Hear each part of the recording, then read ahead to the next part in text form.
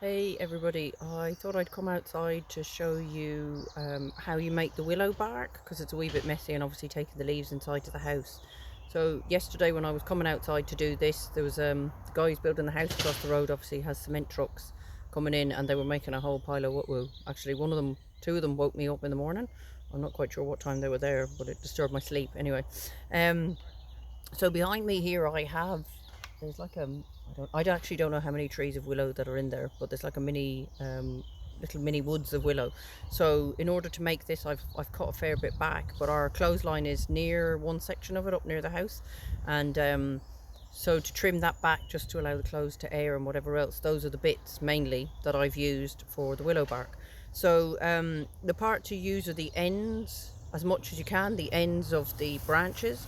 So I have a bunch of branches here. So what I've done is I mean, that's the end of it in comparison to my finger there. It's, oh, I don't know, probably about 2 centimeters across. So that's the end of the branch, but the better parts are the leafy ends. So you've got to strip the leaves off. So here's one I prepared earlier, as my favourite person to quote, Delia Smith used to say. I'm sure they all say it now. So what you've got to do is basically just pull the leaves off. Now the leaves can be composted, and I have read a couple of different articles about making them into a tea.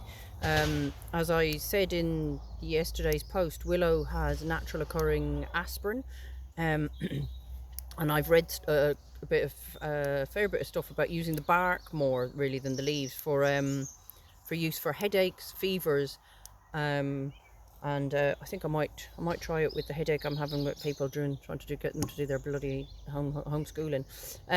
Anyway, so you just cut them into about 1 inch pieces, like so. So these are quite skinny ones, but you can go down as far as here. You know, you can use that end of it. You can use the rest of it. I mean, I don't see why you can't. It's just this is the new growth, so that's what you really want to be using. Some of this might be older growth, but there's still quite a smell off it, and you can smell the it is a really nice smell off it actually, off the trees when you cut them. So this pile of leaves that I have here, which is fairly sizable, there's all little tiny twigs in there, that I use to make this one. So this is 5 litres. So this is the cold way. The one I did inside the house there a couple of weeks ago, I used the glass jar. I poured boiling water onto that, and I left it sitting on a sunny windowsill. So what I looked up was that you can do a cold version. So I had this empty 5 litre container that I was cleaned out and everything else, and I filled at the bottom third of it, no, maybe the bottom quarter, sorry, with willow. The more you put in, the stronger it'll be, and I've topped it up with cold water. So you just don't leave this in direct sunlight. So I have a shed where yeah, where I have a lot of gardening stuff and whatever else, so I've just left it in beside that, and it'll slowly infuse over time. But my plan is to fill this bad boy. So this is usually, I buy my washing up liquid in 20 litres, and so we've started filling the bottom of this. It's quite a meditative process, and not every one of the minions is quite so engaged in the meditative process. So yeah, I've brought people out, so I'll be probably working on this over the next couple of days. So I put a bit of water in it after we started this, and then I'll just keep topping it up a little bit. I picked a few new branches today. So and willow, as I was saying, is one of those plants you don't, you know, unless you chop it right back to the very bottom, and even if you do, it will, what they call coppicing, it will come back. We've done it in Cool Park actually with the scouts. We were given an area of Cool Park that they wanted to coppice, so we were allowed to take away thicker branches than what I showed you there, you know, nice thicker ones that we could use for fencing and whatever else.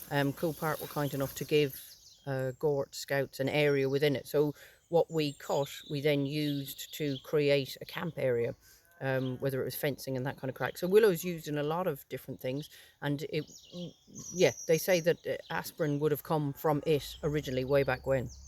But I suppose, look, these plants are here, I like to believe they're here for a reason, and for more than just the aesthetics of looking at them. Willow is a great one to grow in areas where there's damp, like we have a wee pond in the middle of all of them, and yeah, I suppose it really helps with all of that. But if you've got damp ground, they say that planting willow is a good way. It won't completely remove it, but what it will do is help a little bit, because it's a thirsty guy, and I think it's a really nice plant. And there's loads of different types of it. There's a lovely kind of silverness to the undersides of the leaves, as you can see there, and the tops then are quite green.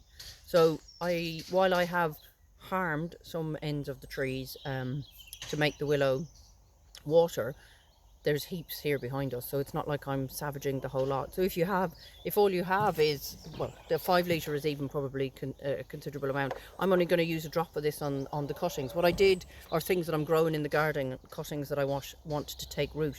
What I did with the rose cuttings is I cut them all, and I put them in the water so that they are soaking that up, and then the plan is to plant them out. So the idea is it just helps give them a little boost, I suppose.